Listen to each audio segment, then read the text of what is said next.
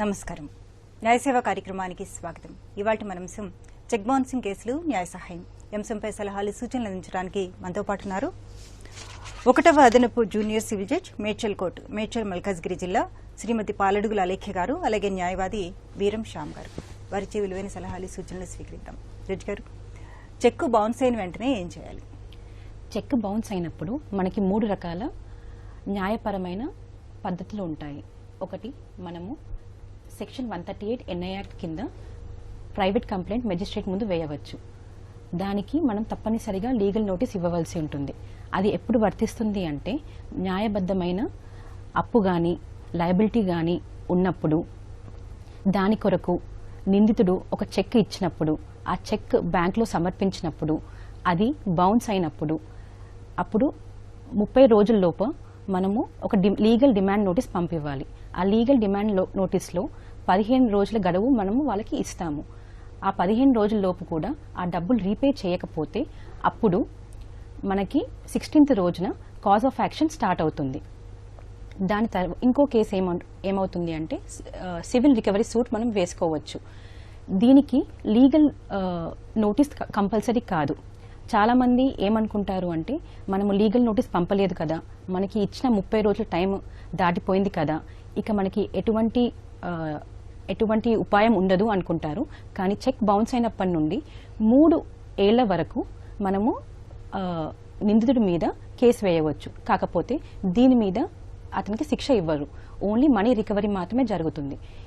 ఇంకో ఉపాయం ఏంటి అంటే, మనం ఒక పోలీస్ కేసు కూడా వేసుకోవచ్చు.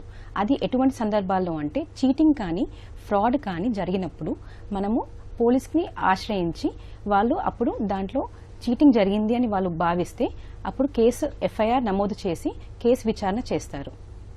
ఓకే, కాల్ తీసుకుందామండి. హలో సత్యకుమార్ గారు, చెప్పండి. మేడం, నేను కంప్లైంట్ ని 02/2022లో సెక్షన్ 138 ఎన్ఐ యాక్ట్ కింద కేసు ఫైల్ అయ్యింది. కేసు ఫైల్ మిస్ అయిపోయిందంటే కోర్టు వాళ్ళు. ఫైలే మిస్ అయిందా అండి?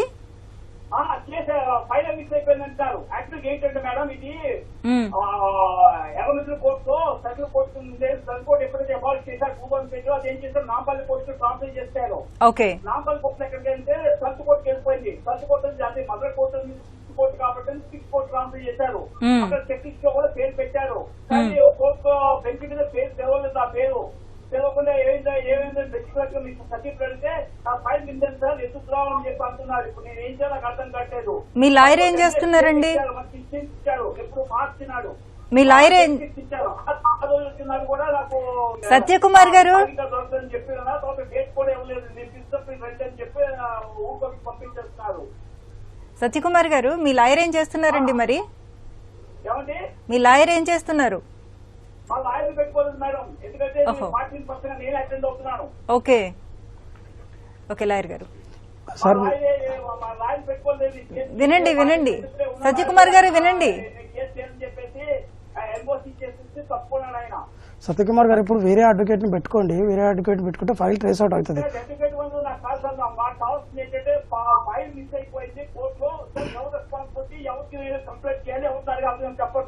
లేదు, ఫైల్ ట్రేస్ అవుట్ అవుతుంది సార్. ఒక్కొక్కసారి మిస్ప్లేస్ అయి ఉంటుంది సెక్షన్ లో. ట్రాన్స్ఫర్ అక్కడ నుంచి ఫైల్ అన్ని ట్రాన్స్ఫర్ లేదు సార్. కోర్టు కూడా బాధ్యత. మీరు ఎంత ఫీల్ అవుతున్నారో, ఫైల్ మిస్ అయితే కోర్టు మీకంటే ఎక్కువ ఫీల్ అవుతుంది. అక్కడ సెక్షన్ లో మీకంటే ఎక్కువ ఫీల్ అవుతారు. ఆ సెక్షన్ లో ఎంత త్వరగా వీలైతే అంత త్వరగా ట్రేస్ అవుట్ కూడా చేస్తారు. శ్యామ్ గారు, ఈ మధ్య అంతా ఆన్లైన్ వచ్చేసింది కదండి, అంటే ఈ కోర్టు వచ్చేసింది కదా, మరి అందులో కూడా ఉండదంటారా ఈ ఫైల్? దీంట్లో చెక్ బౌన్స్ క్రిమినల్ కేసులలో రాలేదు మేడం, ఎందుకంటే మనం కేసు ఇస్తాం. ఇంకా చెక్ బౌన్స్ దాంట్లో అంత అప్డేట్ కాలేదు. ఓన్లీ ఇప్పుడు చేస్తున్నారు ఇంప్లిమెంటేషన్. ఇంకా కొంచెం టైం పడుతుంది మేడం. పాత అన్నీ అవ్వట్లేదు మేడం. ఓకే, ఇప్పుడు ఏం చేయాలంటారు? ఇప్పుడు ట్రేస్ అవుట్ అవుతుంది మేడం. ఫైల్ ఎక్కడో మిస్ప్లేస్ అయి ఉంటుంది. వాస్ట్ ఆఫ్ కేసెస్ ఒక్కసారి ఇక్కడ నుంచి ట్రాన్స్ఫర్ అయ్యి అన్ని అక్కడికి వెళ్ళడం సెక్షన్ లో. ట్రేస్ అవుట్ అవ్వలేదు అనుకుందాం, అప్పుడు ఏంటండి? ఆయన దగ్గర కూడా ఫైల్ ఉంటుంది మేడం. ఆయన దగ్గర ఫైల్ ఉంటుంది, అది సర్టిఫికేట్ ఇవ్వచ్చు, చూస్తే కన్సిడర్ చేస్తారు మేడం. ఓకే, మరో కాల్ తీసుకుందాం అండి. ఏలూరు నుంచి వెంకటేశ్వర్లు గారు. హలో వెంకటేశ్వర్లు గారు, నమస్తే అండి, చెప్పండి. అదేనండి. మీ టీవీ వాల్యూమ్ తగ్గించండి వెంకటేశ్వర్లు గారు. టీవీ తగ్గించండి. ఇప్పుడు చెప్పండి. అదేనండి, మేము బజాజ్ ఫైనాన్స్ లో ఈ వరకు లోన్ తీసుకున్నాం సార్. ఓకే, మీ టీవీ వాల్యూమ్ తగ్గించాలండి. తగ్గించాను సార్. ఇప్పుడు చెప్పండి. బజాజ్ ఫైనాన్స్ లో లోన్ తీసుకున్నాం సార్ ఇది వరకు. అది బాగా తగ్గించేసాను సార్. తగ్గింది. అయితే 90,000 ఇచ్చారండి. 90,000కి 26 నెలలు కట్టామన్నారండి. ఓకే, 4,440 రూపాయల దానికి 26 నెలలు కట్టామంటే దీని ఇల్లు కోవిడ్ లో ఆగిందండి. ఆగినప్పుడు మేము కట్టేస్తాము అంటే కోవిడ్ తర్వాత కడతామంటే ఆగిపోయి తర్వాత కట్టేసామండి. ఇప్పటికీ కూడా మా బ్యాంక్ లో దేనా బ్యాంక్ అండి, దేనా బ్యాంక్ నుంచి బరోడా బ్యాంక్ లోకి వెళ్ళిందండి. ఓకే, అదేమో మేము ఎప్పుడు ఆ బ్యాంక్ లో ఏ విధంగా అమౌంట్ కానీ ఏదైనా అయితే కట్ చేసుకుంటున్నాం సార్. ఒకసారి 32,000 కట్ చేసుకున్నారండి. ఒకసారి ఏమో మేము ఫైనాన్స్ గా చెప్తున్నాము మీరు ఎలా కట్టాలి, చెక్ బౌన్స్ అయింది, అది కేసు పెడతాం, అది అంటే 16,000 సెటిల్మెంట్ అన్నారండి. 16,000 ఇచ్చామండి. ఓకే, ఇంకోసారి ఏమో 32,000, ఒకసారి ఏమో 18,000 అలాగా డబ్బులు ఎప్పుడు పడితే కట్ చేసుకుంటున్నారండి. ఏంటంటే ఇచ్చి చెప్పరు, దాంట్లో అమౌంట్ అయితే కట్ అయిపోతుంది సార్. మీరేమన్నా కేసు పెట్టారా అండి? ఏం పెట్టలేదు సార్, ఏం తెలియదు. ఇప్పుడు ఏం పెట్టలేదండి. మేము బ్యాంక్ లోకి వెళ్ళి అది క్లోజ్ చేయమంటే ఆయన పుస్తకాలు క్లోజ్ చేయటం లేదండి. అదండి ఇప్పుడు విన్నాను. అర్థమైందండి, అర్థమైంది. జడ్జి గారు, ఇలాంటి పరిస్థితుల్లో ఏం చేయాలంటారు? మీరు ముందుగా మీ అకౌంట్ స్టేట్మెంట్ తీసుకోండి, దాని సర్టిఫైడ్ కాపీ తీసుకొని, ఒకవేళ మీరు డబ్బులు ఇచ్చాక కూడా అది దాంట్లో రిఫ్లెక్ట్ అవ్వట్లేదు అంటే మీరు ఏ రోజున ఎంతెంత డబ్బు ఇచ్చారు, దేనికి వాళ్ళు ఇంకా అమౌంట్ కలెక్ట్ చేస్తున్నారో మీకు అర్థమవుతుంది. వాళ్ళు ఎక్సెస్గా డబ్బులు మీకు కలెక్ట్ చేస్తున్నారు, ఇంకా మీరు చెక్ బౌన్స్ అయిందా, ఆ చెక్ బౌన్స్ విషయంలో వాళ్ళు ఏమైనా మీకు ఛార్జెస్ వేస్తున్నారా అనేది మీకు తెలుస్తుంది. లేదు వాళ్ళు అదనపుగా డబ్బు కట్ చేస్తున్నారని తెలిసినప్పుడు ఒక లాయర్ని ఆశ్రయించి, లేదంటే ఒక ప్రీ లిటిగేషన్ కేసు కింద న్యాయ సేవ ఉంటున్న లీగల్ సర్వీస్ అథారిటీ ఉంటారు, వాళ్ళ ముందు మీరు ఒక ప్రీ లిటిగేషన్ కేసు కింద వేయొచ్చు. మరియు బ్యాంక్ అథారిటీస్కి ఒక రిటర్న్ కంప్లైంట్ కూడా వేయొచ్చు. ఇప్పుడు ఇంతకు ముందు అంటే ఇప్పుడు ఎక్సెస్ కట్టారు కదండి, అవన్నీ రికవరీ అవుతాయి అంటారా? ఒకవేళ ఎక్సెస్ కడితే ఆ అకౌంట్ స్టేట్మెంట్ ద్వారా మీకు తెలుస్తుంది. కాబట్టి ప్రతి లోన్ తీసుకున్నప్పుడు ఒక లోన్ అగ్రిమెంట్ ఉంటుంది. లోన్ అగ్రిమెంట్ లో ఎన్ని నెంబర్ ఆఫ్ ఇన్స్టాల్మెంట్స్, ఎంత కట్టాలి, ఒకవేళ లేట్ గా కడితే ఎంత ఇంట్రెస్ట్ అనేది అంతా ఆ స్టేట్మెంట్ మనకు రిఫ్లెక్ట్ అవుతుంది. సో మనం అదనపుగా కట్టారు, వాళ్ళు తప్పుడుగా మనకి ఎక్కువ ఇంట్రెస్ట్ వేసినప్పుడైనా కానీ, ఛార్జెస్ ఎక్కువ వేసినప్పుడైనా కానీ, మనకి ఇన్ఫర్మేషన్ లేకుండా అవి చేసినప్పుడైనా కానీ మనం ఒక కోర్టును ఆశ్రయించి మనకి ఎంతైతే ఎక్సెస్ గా వాళ్ళు మనకి రికవర్ చేశారో అవి మనం తిరిగి మళ్ళీ అడగవచ్చు ఇంట్రెస్ట్ తో సహా. ఓకే, మరో కాల్ తీసుకుందాం అండి. నిజామాబాద్ నుంచి వసుంధర గారు. హలో వసుంధర గారు, చెప్పండి. నమస్తే అండి. నమస్తే అండి. మాకు మా దగ్గర 20 lakhs ని ఒక అతను తీసుకున్నాడండి. ఓకే, తీసుకున్న తర్వాత అతను మాకు చెక్స్ ఇచ్చారు, యాక్సిస్ బ్యాంక్ చెక్స్. ఆ చెక్స్ ప్రెజెంట్ చేద్దామని మొత్తం అతని అకౌంటే క్లోజ్ చేశారండి యాక్సిస్ బ్యాంక్ లో. ఓకే, మీకు చెక్స్ ఇచ్చాక మేడం దాని మీద డేట్ వేసారా అండి? ఏంటండి దాని మీద డేట్ వేసారా? డేట్ వేయలేదండి. ఓకే, ఓన్లీ సైన్ పెట్టి ఇచ్చేసారు. అమౌంట్ ఏమన్నా వేసారా అండి? అమౌంట్ వేసారా? వేయలేదండి. ఆ చెక్స్ మా దగ్గరే ఉన్నాయి ఇంకా. ఓకే, ఇప్పుడు మీరు మనీ ఇచ్చినప్పుడు ఈ చెక్సే కాకుండా ప్రామిసరీ నోట్ ఏమన్నా రాసుకున్నారా అండి? ప్రామిసరీ నోట్ తీసుకోలేదండి. ఓకే, ఓన్లీ చెక్స్ మాత్రమే తీసుకున్నారు. అయితే మాకు దూరంగా ఫ్యామిలీ ఫ్రెండ్స్ అవుతారండి అసలు. మీకు చెక్స్ ఓకే చెప్పండి మేడం. రెస్పాన్స్ లేదు, ఫోన్ కాల్స్ కి ఇది ఇవ్వడు, రెస్పాండ్ అవ్వడు. నేను బాంబేలో ఉన్నా అంటాడు, నేను ఢిల్లీలో ఉన్నానంటాడు. వాళ్ళ పేరెంట్స్ అడిగితే వాళ్ళ మదర్ ఉన్నారండి, మదర్ అడిగితే నాకు చెప్పి ఇవ్వలే కదా, వాడు నాకే దొరుకుతలేదు అంటారండి. అంటే మీకు చెక్స్ ఇచ్చేటప్పటికే ఆయన అకౌంట్ క్లోజ్ అయిపోయిందా, లేకపోతే మీకు చెక్స్ ఇచ్చాక క్లోజ్ చేశారా అండి? చెక్స్ ఇచ్చాక క్లోజ్ చేశారు. ఓకే, జడ్జ్ గారు. సో ఇలాంటి పరిస్థితుల్లో చెక్ రిటర్న్ మెమో అంటూ ఒకటి ఉంటుంది. మీది చెక్ ఎప్పుడు బౌన్స్ అయిందో చూసుకోండి. దాంతోపాటు చెక్ మీరు ప్రెజెంట్ చేసినప్పుడు ఒక డేట్ రాసి ఉంటారు. ఇలాంటి చెక్స్ డేట్ లేకుండా ఇచ్చిన చెక్స్ని మీరు ఒక చెక్ డేట్ మెన్షన్ చేసి అది బ్యాంక్లో సమర్పించినప్పుడు దాన్ని పోస్ట్ డేటెడ్ చెక్స్ అంటారు. సో ఆ చెక్ డేట్ నుండి మీకు 3 months వ్యాలిడిటీ పీరియడ్ ఉంటుంది. ఆల్రెడీ మీరు ప్రెజెంట్ చేసి అది బౌన్స్ అయింది కాబట్టి మీరు ఒక లీగల్ నోటీస్ పంపించారా? ఇంకేం పంపించారు? ఇంకా అమౌంట్ రాలేదు. ఇంకా పంపించలేదు. సో 30 రోజులు అయిందా లేదా చూడండి. చెక్ బౌన్స్ అయినప్పటి నుంచి 30 రోజులు అయిందా లేదా చూడండి. ఒకవేళ 30 రోజులు దాటిపోయింది అనుకోండి, ఆ 3 నెలల గడువులో మళ్ళీ ఇంకోసారి దాన్ని రీప్రజెంట్ చేయవచ్చు. రీప్రజెంట్ చేసినప్పుడు కాకపోతే ఇక్కడ మనకి ఇబ్బందికరమైన సిచ్యువేషన్ ఏంటి అంటే ఆల్రెడీ అకౌంట్ క్లోజ్ అయిపోయింది. అకౌంట్ క్లోజ్ అయినప్పుడు సెకండ్ టైం ప్రెజెంటేషన్ అంటూ ఉండదు. ఎందుకంటే మీకు ఆల్రెడీ అవగాహన వచ్చింది, ఆ అకౌంట్ ఆల్రెడీ క్లోజ్ అయిపోయింది కాబట్టి.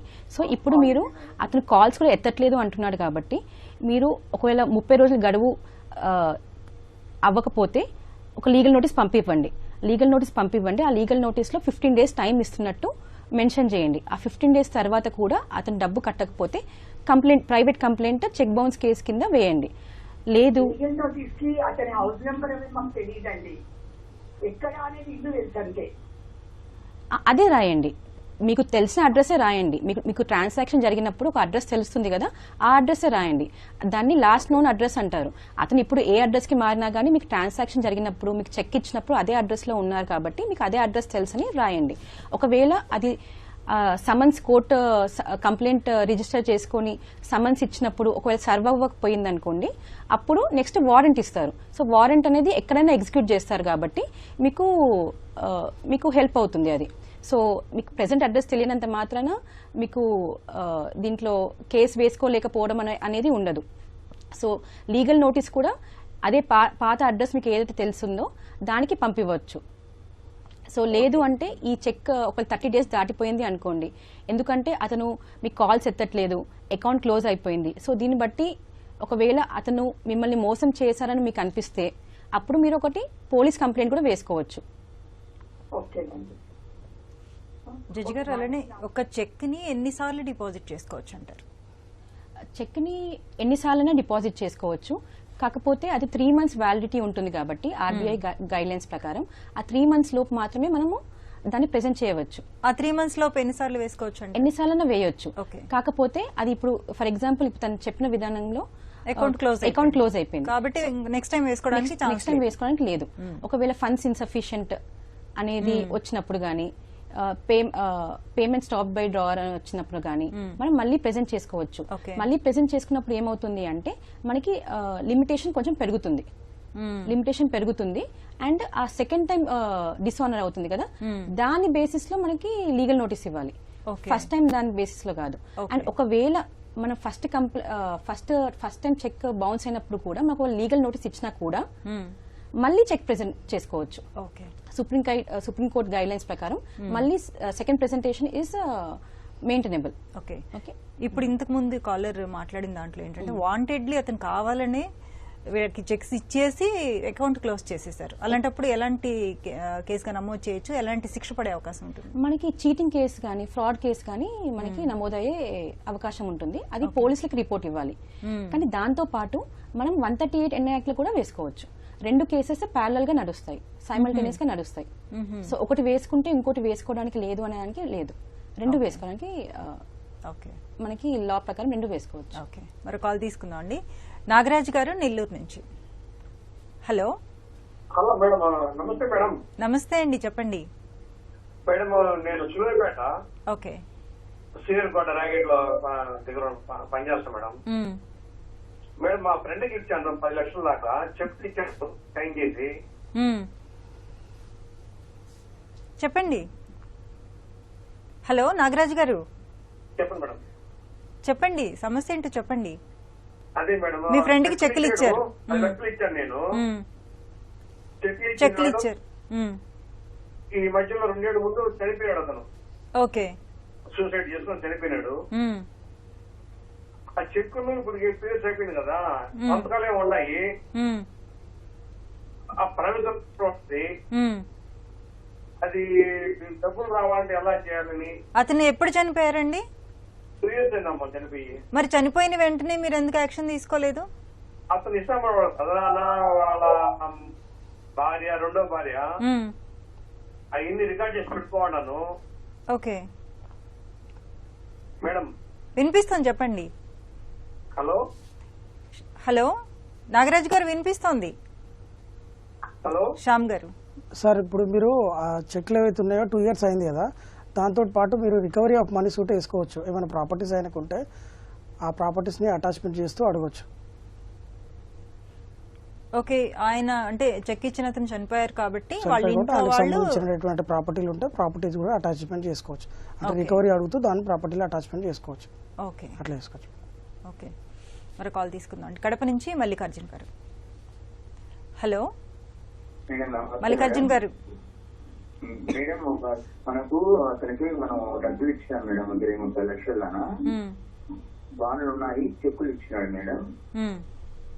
కాకపోతే నేను వాళ్ళు అని చెక్ బౌన్స్ చేయాలి, డేట్ వేయలే మేడం, ఖాళీ చెక్కులు ఓకే అట్లా ఇంట్లో ఉన్నాయి మేడం. ఇప్పుడు వాళ్ళు ఒక అకౌంట్ రెండు IDBI bank, HDFC bank madam. Okay, ఒక అకౌంట్ క్లోజ్ చేసినాడు మేడం, ఒక 15 లక్షలు దాని ఉంది. దాంట్లో అది ఇప్పుడు వేసుకునే దానికి వీలు ఉంటుందా మేడం? ఓకే జడ్జ్ గారు. సో ఫస్ట్ ఏంటంటే అకౌంట్ క్లోజ్ అని మీకు ఎలా తెలిసిందో చూసుకోండి. చూసినాం మేడం, అకౌంట్ బ్యాంక్ కి పోయి అకౌంట్ చెక్ తీసుకొని చూసినాం మేడం, నెంబర్ చేసి చూసినాం మన వాళ్ళు ఉంటే. ఓకే, చెక్ మీద ఏమైనా డేట్ రాసిచ్చారా అనేది చూడండి ఒకసారి. రాసిచ్చారా? చెక్ మీద డేట్ రాసిచ్చారా? రాసిలా మేడం. ఓకే, మీరు ఓకే ఒక check date base promissory note గానే ఉంది, ప్రామిసరీ నోట్ కూడా ఉంది. సో మీకు ఆల్రెడీ ఇది 2 years అయిందా? ఎప్పుడు ఇచ్చారు? 2021 లో ఇచ్చాడు మేడం చెక్కులు. 2021 లో 4 years అయితే. మీరు ప్రామిసరీ నోట్ లో ఎంత టైం అని రాసుకున్నారు? అంత 4 నెలలు ఇవ్వలేదు మేడం. ఫస్ట్ ఆ ప్రామిసరీ నోట్ గానీ ఎంటీని ఇచ్చినాడు. ఎంటీ ఇచ్చారా? మీరు డబ్బులు ఇచ్చినట్టు ట్రాన్సాక్షన్ మీకు ఆన్లైన్ ట్రాన్సాక్షన్ ఏమైనా ఉందా? లేదు మేడం, కొంచెం ఒక 5 లక్షలు మటుకు ట్రాన్స్ఫర్ చేసిన మా అమ్మ అకౌంట్ నుంచి, మిగతా క్యాష్ ఇచ్చినాడు.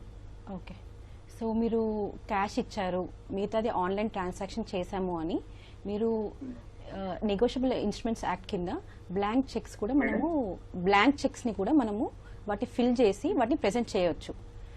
ఫిల్ చేసి ప్రెజెంట్ చేసి ఒకవేళ సంతకం అతనిదే అని మనం రుజువు చేయాల్సి ఉంటుంది.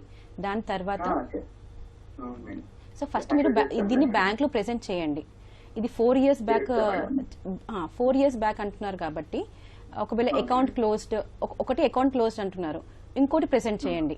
సో దాంట్లో అమౌంట్ రాసారా? 2 చెక్స్ మీద అమౌంట్ రాసారా?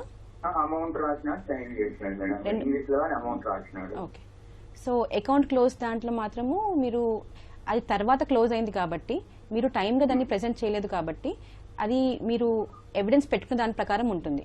కాకపోతే ఇంకో అకౌంట్ ఏదైతే ఉందో, అది ఏదైతే రన్నింగ్ లో ఉంటుందో అది మీరు ప్రెజెంట్ చేసి దానికి మీరు ఇంట్రెస్ట్ తో సహా మీరు క్లెయిమ్ చేయవచ్చు. అండ్ 138 NI యాక్ట్ లో మీకు డబుల్ ద చెక్ అమౌంట్ వస్తుంది. అంటే మీరు 20 to 30 lakhs అంటున్నారు, ఒక చెక్ ఏమో 15 lakhs అంటున్నారు. సో మీరు ఒక చెక్ 15 lakhs ప్రెజెంట్ చేసినా కూడా దానికి డబుల్ ది చెక్ అమౌంట్ వచ్చే మీకు ఒక చెక్ వచ్చి 5 lakhs రాసినాడు మేడం. ఓకే, అది దాని అకౌంట్ క్లోజ్ అయిందా, రన్నింగ్ ఉందా? అదే మేడం, 3 చెక్కులు 10 లక్షలు ఒక బ్యాంక్, 3 చెక్కులు 10 లక్షలు ఒక బ్యాంక్ ఇచ్చినాడు మేడం. మొత్తం 30 lakhs అండి. మొత్తం 30 lakhs.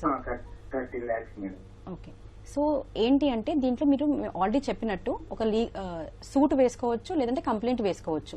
సూట్ వేసుకోవడానికి మీకు లాస్ట్ మీరు డిమాండ్ చేసినప్పటి నుండి 3 years ఉంటుంది. సో మీ ప్రామిసరీ నోట్ కూడా ఉంది అంటున్నారు కాబట్టి దాంట్లో ఎంత టైం రాసుకున్నారో చూడండి. ఒకవేళ 1 year లోపు చెల్లిస్తామని అది ఒప్పుకుంటే ఆ 1 year అయిపోయింది, మేము ఒక లీగల్ నోటీస్ పంపివ్వండి. లీగల్ నోటీస్ పంపించి మేము రాసుకోలేదు మేడం, ఓన్లీ బాండ్లో ప్రామిసరీ నోట్లు చెక్కులు ఇచ్చినాడు మేడం.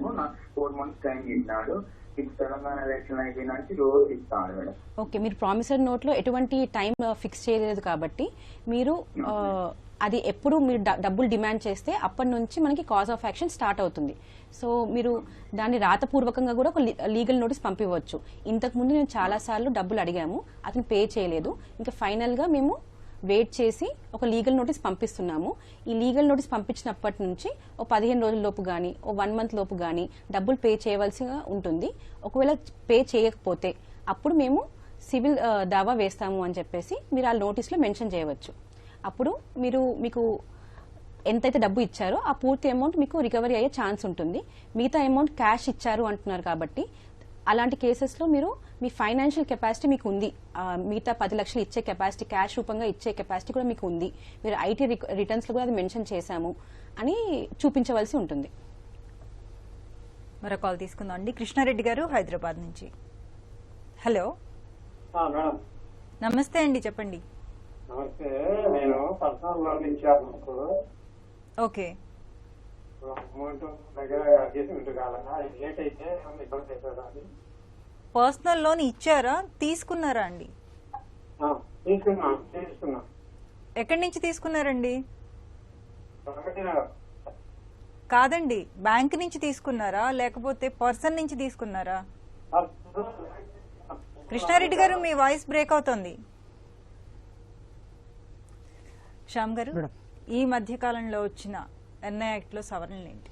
ఇప్పుడు చెక్ బౌన్స్ లో కేసులు పెండింగ్ ఉన్నప్పుడు మేడం ఆ కేసులు కొంచెం టైం బీయింగ్ ప్రాసెస్ కాబట్టి వెంటనే ఆ చెక్ ఆఫ్ ది అమౌంట్ ఏదైతే చెక్ ఆఫ్ ది అమౌంట్ ఉంటుందో దాంట్లో 20% ఆఫ్ అమౌంట్ డిపాజిట్ చేసేటట్టు సెక్షన్ 142 అమెండ్మెంట్ అయింది. ఓకే, ముందుగానే డిపాజిట్ చేయాలన్నట్టు. ఓకే, అది జడ్జి గారి దగ్గర పిటిషన్ వేసుకోవాలి. ఆ డిస్క్రిప్షన్ బట్టి దాని పిటిషన్ హియరింగ్ దాంట్లో అమెండ్మెంట్ జరిగింది. తర్వాత దీంట్లో punishment madam, punishment plus check amount of double amount of check amount. Okay, check amount ఏదైతే ఉందో దాంట్లో double amount of check amount వస్తుంది, ప్లస్ ఆయనకు పనిష్మెంట్ కూడా జరుగుతుంది. అంటే శిక్ష పడుతుందంటారా? శిక్ష పడుతుంది. ఓకే, మరో కాల్ తీసుకుందాం అండి. వరంగల్ నుంచి ధర్మారెడ్డి గారు. హలో, నమస్తే మేడం. నమస్తే అండి, చెప్పండి. మేడం, నేను ఒక ఫర్మ్ వాళ్ళకు డబ్బులు ఇచ్చిన 20 lakhs అట్లా 2 times ఇచ్చినండి. ఓకే, వాళ్ళు వాళ్ళ ఫార్మ్ దగ్గర డబ్బులు ఇస్తాను రాసిచ్చిండు. మళ్ళా అమౌంట్ మీ స్పీకర్ ఆన్ చేసి మాట్లాడుతున్నారా ధర్మారెడ్డి గారు? లేదండి, స్పీకర్ ఫోన్ క్లియర్ గా రావట్లేదు, చెప్పండి. మేడం, అయితే నేను ఒక ఫర్మ్ వాళ్ళకు అమౌంట్ ఇచ్చినండి 20 lakhs ఒకసారి, 20 lakhs ఒకసారి. ఓకే, వాళ్ళు 3 months కు మనకు డబ్బులు రిటర్న్ ఇవ్వాలండి ఆ ఫర్మ్ వాళ్ళు. ఆ డబ్బులు ఇస్తా అంటే మళ్ళీ థర్డ్ టైం కూడా ఇచ్చింది నేను. వాళ్ళు ఆ ఫర్మ్ లో 4 పార్ట్నర్లు అండి. ఆ పార్ట్నర్లు అప్పుడు ఫర్మ్ పేరు మీద చెక్ మనకి ఇచ్చిందండి. ఆ ఫర్మ్ లెటర్ మీద కూడా మనకు రిటర్న్ ఇస్తామని రాసి ఇచ్చారండి. ప్రామిసర్ నోట్ కూడా ఇచ్చారండి. కానీ ఇప్పుడు ఆ ఫర్మ్ ఎక్కేసిందండి.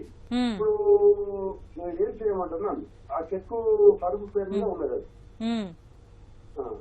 ఓకే, జడ్జి గారు. సో చెక్ ఫర్మ్ పేరు మీద ఉన్నా కానీ దాని ఆథరైజ్ సిగ్నేటరీ ఎవరైతే ఉంటారో వాళ్ళు లయబుల్ అవుతారు. సో ఆ ఫర్మ్ క్లోజ్ చేశారు, ఫర్మ్ క్లోజ్ చేసినప్పుడు అది ఒక పార్ట్నర్షిప్ ఫర్మ్ అవుతే దాంట్లో ఎంతమంది పార్ట్నర్స్ ఉన్నారు వాళ్ళని మీరు వాళ్ళ మీద కేసు వేయడానికి వీలుంటుంది. దానికి ముందు వాళ్ళందరికీ నోటీస్ పంపివ్వాల్సి ఉంటుంది. ఓకే, అంటే వాళ్ళు మేడం వాళ్ళు 100 రూపీస్ స్టాంప్ పేపర్ మీద ఒక ఆస్తి రాసిచ్చారండి. ఇలాంటి ఆస్తి మీద బొమ్మని అది కూడా అమ్ముకున్నారండి. ఓకే, ఈయనకొక అంటే సెక్యూరిటీ కింద కొంత ప్రాపర్టీ ఏదో పెట్టారు. సో ఆ ప్రాపర్టీని కూడా ఈయనకి తెలియకుండా వాళ్ళు అమ్మేసుకున్నారు. అదొక చీటింగ్ లాగా వస్తుంది మళ్ళీ. ఓకే, చీటింగ్ లాగా. మరియు మీరు కావాలి అంటే సూట్ కూడా వేసుకోవచ్చు. సూట్ కూడా వేసుకొని వాళ్ళకి ఇప్పుడేం ప్రాపర్టీస్ ఉన్నాయో చూడాలి. ఓకేనా, ఆల్రెడీ ఉన్నది అమ్ముకున్నారు కానీ ఇంకా వేరే ఏమైనా ప్రాపర్టీస్ ఉన్నాయా చూసి దాన్ని అటాచ్మెంట్ కోరవచ్చు. అటాచ్మెంట్ తో పాటు ఒకవేళ మీకు ఇంట్రీమ్ అటాచ్మెంట్ వస్తుంది. దాని తర్వాత ఒకవేళ సూట్ డిగ్రీ అయింది అనుకోండి, మీకు ఫేవరబుల్ గా వచ్చింది అనుకోండి, అదే ప్రాపర్టీని అటాచ్ చేసి వాళ్ళు అమ్మి మీ బాకీ తీరుస్తారు. ఓకే, మరి కాల్ తీసుకుందాం అండి. బాలగారు దుబాయ్ నుంచి. హలో. హలో బాలగారు, చెప్పండి. నమస్తే అండి. నమస్తే అండి. నేను ఒక ఫ్రెండ్ కి 5 years బ్యాక్ 2021 లో బిజినెస్ పరంగా లోన్ లాగా ఇచ్చానండి. ఓకే, తను ఈ రోజు రేపు అని చెప్పి 4-5 years గడిపేస్తాడు. ఇప్పటికీ రేపు ఎల్లుండి ఇస్తామని చెప్తాడు. తన తర్వాత ఫస్ట్ లో మేము అగ్రిమెంట్ ఏం రాసుకోలేదు, ఆన్లైన్ ట్రాన్స్ఫర్ చేశాను మనీ. ఓకే, ఏమైనా చెక్స్ ఇచ్చారా అండి? చెక్స్ ఏమన్నా ఇచ్చారా మీకు? అదే చెప్తున్నాను. ఫస్ట్ అగ్రిమెంట్ చెక్స్ ఏం లేవు. తర్వాత ఆఫ్టర్ 1 year ఈ డిలే అయ్యేసరికి నేను అక్కడికి వచ్చేసి తనతో ఒక అగ్రిమెంట్ లాగా చెక్ తీసుకున్నాను. ఆ చెక్ కూడా నేను బౌన్స్ చేశాను. ఓకే, బట్ ఇప్పుడు అతని దగ్గర డబ్బులు లేవు, ఎప్పుడు అడిగినా ఏదో ఇది అమ్మిస్తాను అది అమ్మిస్తాను అంటాడు.